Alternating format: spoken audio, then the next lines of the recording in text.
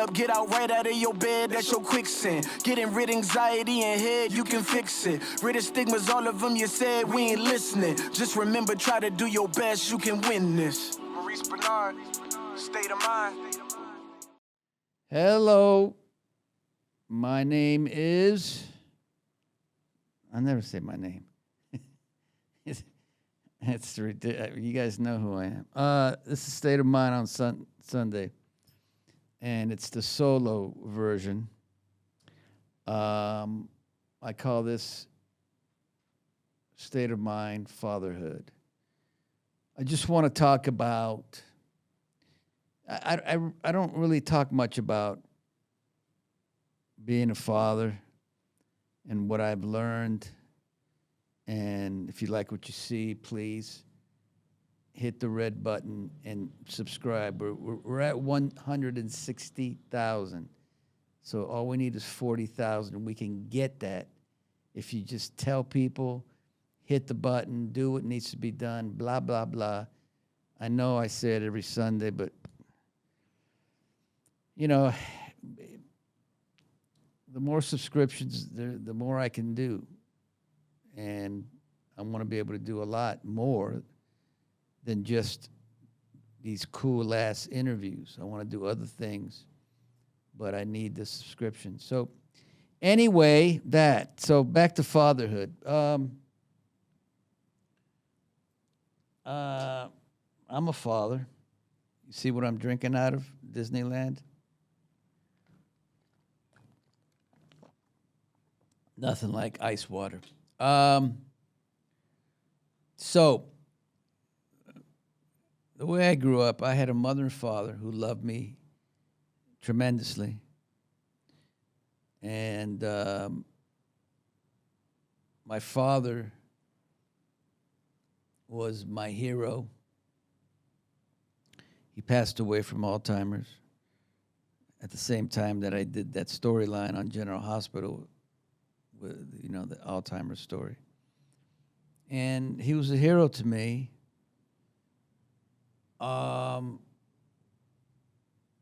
He was everything, you know. He was funny. He was good looking. He could dance better than anyone. And he was just amazing. And my mom, you know, she loved her sons like you would not believe. She would do anything for her sons. And I've said it many times that she was the only one who believed in me at one point. When everybody would basically laugh at me, she knew, I knew, it was in our heart that I was going to do something. So, that said, there were things that were tough for me as a boy that now, because that's what happens, we pay for what our parents did. Now, some parents did things without caring. Not my mom and dad. They didn't know any better. My dad would whip me with a belt. I went to therapy today and talked about it. But he did it because that's what his dad did, and that's what his dad's dad did.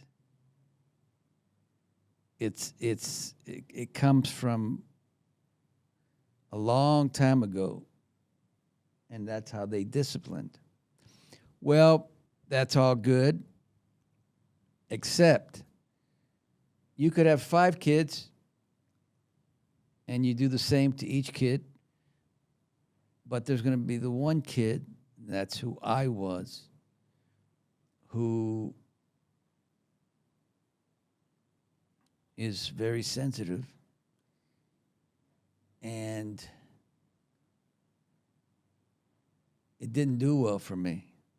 And it didn't do well for me later in life. It's just, it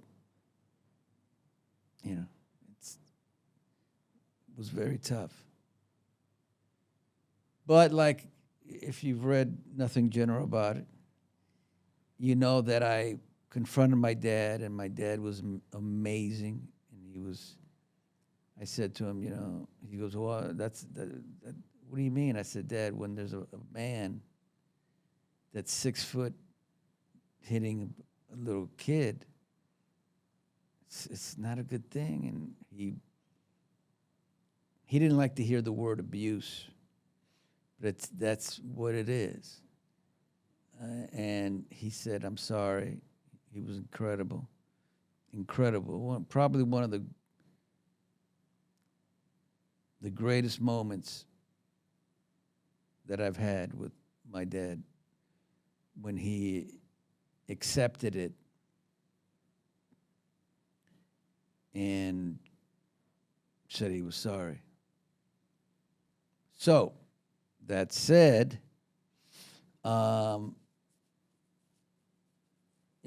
wasn't the easiest kid. I like to get myself in trouble at times. Like to fight a lot.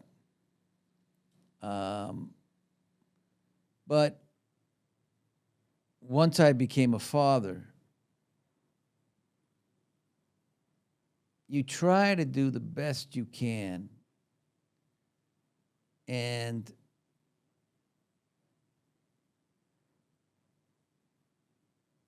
one thing that I've always done with my children, I've always at least been there, even when I was working all the time, and they had their dad there. He wasn't gone. I think later in life now I'm gone a lot more because there's 2 separate places that I live. But it's you learn. So first of all, I've never laid a hand on any of my children. So I broke that chain, okay, of any kind of abuse. I've broken that chain. Where I think I should have done better, and I could have done better, is being affectionate. My dad wasn't affectionate. My mom was very affectionate. And that's kind of like our life. Paula's very affectionate. I'm not affectionate. And I remember hugging my daughter, Cassidy. And I can feel that she needs it because she melts in me. But Kaylee, she kind of gets it's a little uncomfortable. But that's not her fault. That's my fault. That I wasn't that father for her in that way. And I think it's very important to, even if you have a problem in a certain area, you can still get it fixed. And I'm still working, if you can believe it. You probably say to yourself, well, what's so difficult about being affectionate? You know what it is? Is you create a monster. And then that monster overcomes you. And it's as much as I want to hug or say something, it's like you can't. But it's not over. I'm still working on it. I'm gonna This is something in my life that needs to be fixed. And I will fix it. I promise. Whether I'm 90 years old, but I'm gonna do it sooner than later.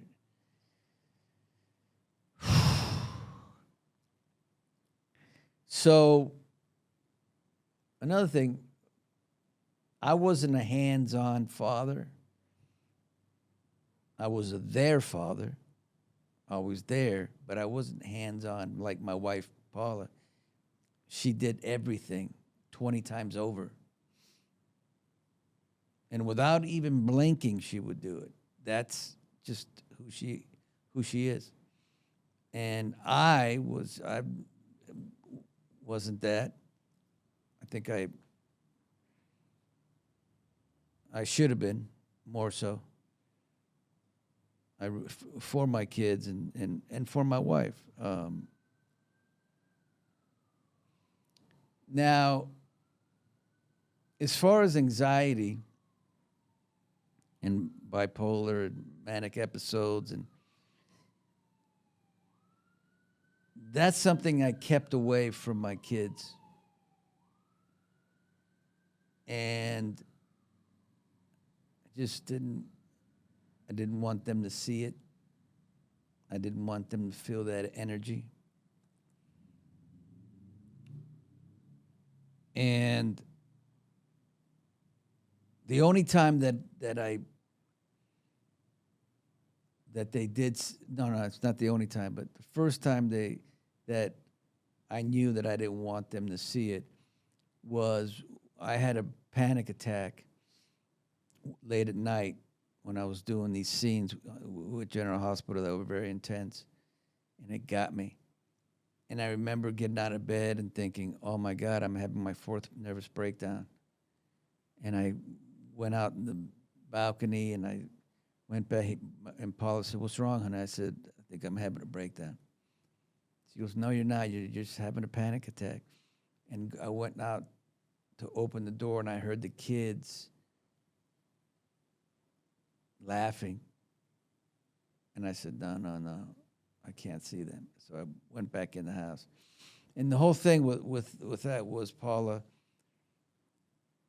asked me, well, what's scaring you? I said, well, I don't want to go to Washington. I was going to go to Washington and speak in front of Congress, but the plane ride was, too scary. And she looked at me and she said, you don't have to go, honey. And then I just felt so much better. So that was that time. And then, of course, during a plane ride, we were going on vacation. And I'll never forget, everybody's on the plane. They're all little. And everybody's happy and getting ready to go to wherever we were going, I think Puerto Rico. And I'm sitting in first class. It was just a small first class. And this guy sits down, and his seat is right here. And I got up. I said, Paula, let's go. She goes, no. I said, let's go. So we go outside. Paula goes outside. She goes, what? I said, I can't fly this plane. I said, it's too small, and the guy's sitting on my neck. She goes, but, the kid, I said, I can't do it, baby. So they had to call the kids off the plane. God damn, it's just terrible. And I think that's the first time they've seen me in a certain state. And I remember Joshua saying, Dad, why are you papaphobic?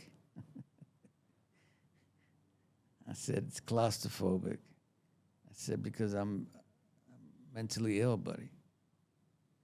And I'm sorry that... And, there's a lot of shame that comes with that. But, I think it's good, though, to let the kids see. I think I made a mistake early on in not allowing my children to see what their dad is going through in these episodes. I think it would have been better just to be honest than try to hide it. And there's another lesson that I learned.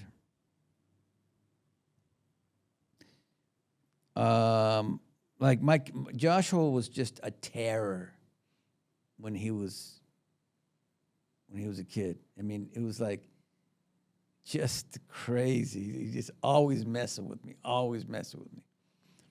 And one time we got in a little argument at a Thai restaurant, and he's just on the phone as I was talking to him, not even listening to me. So I took the phone and I threw it in the back seat. And then he got out of the car and he ran upstairs and he locked himself in the bathroom. And it was like, I go upstairs, I'm so angry. But see, even in that anger, I knew I do not touch my kids at all. But I was really angry, and I started knocking on the door. He wouldn't let me in. That got me even more angry. Finally, I knocked it. He let me in. And it's him and his sister, Cassidy. And it was like, what's going on, Dad? I'm like, I said, listen, you cannot continue to do this.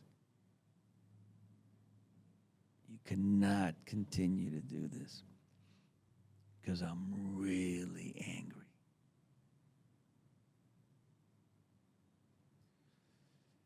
So one time, I'm in the car with him and we're arguing back and forth, and I'm yelling. And I just stopped. And I looked at him and I said, Joshua, I can't do this anymore. I can't. What can I do to be able to talk to you? Or just, he goes, you just do exactly how you're doing, Dad. You don't yell. You just talk to me. And I learned that moment. That's when you learn from your children. When they can tell you this is what it is that's not working. You're yelling instead of just talking. And ever since that happened, we've been great.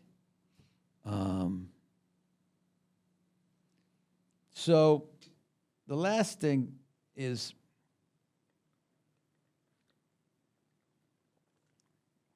during a pandemic, what made things way worse for me is everybody's having a great time. And I'm in my bedroom because I don't want to come out because I'm in bad shape. But I had to go out and eat with them. My whole family at the table. I walk in, and it is, like I said, it would have been much easier to just be honest and say, look, guys, I'm dying here, and I'm sorry.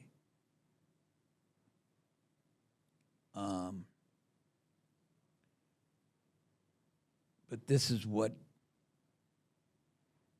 mental health looks like. And I so wish I didn't have this going on. But I didn't do that. I just kind of sat there, ate, left. And I remember they wanted to play games. Oh, did I not want to play games, man? It's like, why do you guys want to play games? I just can't even function.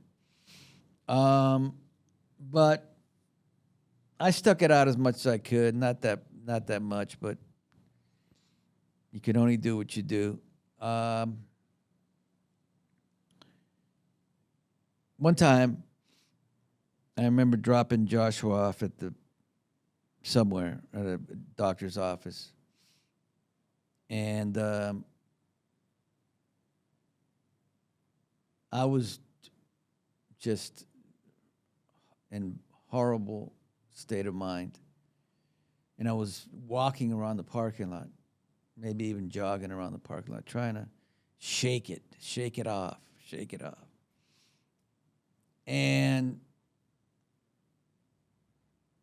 I remember getting in the car and thinking, I don't know. And then Joshua comes in the car, and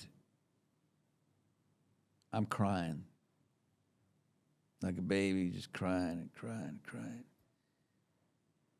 And he gets, he's in the car, and he looks at me and goes, "Dad, what's wrong?" I said, "Buddy, I don't think I can make it this time. I just don't. I don't want to be here. I don't want to feel this. I don't." And he looked at me and he said, "You're going to make it, Dad." And I said, "Why would you say that, buddy?" He said, "Because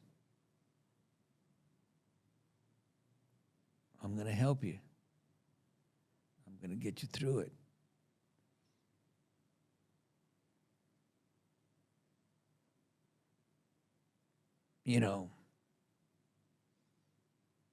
Those are the things that make you go, "Damn, okay, maybe I can push through this. If my own son said he's going to take care of me and get me through, then I'm going to do that. I'm going to help. I'm going to allow him to."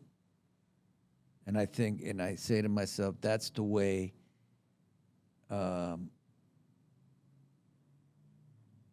we should all be as fathers. Sometimes you're it's amazing. Sometimes your child becomes the parent.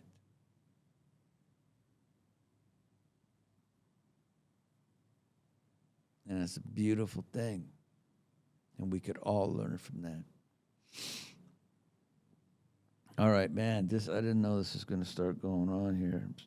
I'm going to end it because it's too much.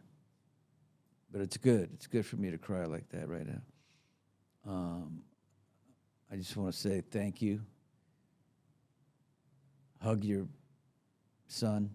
Hug your daughter. Hug your wife, your father, your mother. Do what I'm not doing, but I'm going to try. All right. State of mind. Bye-bye.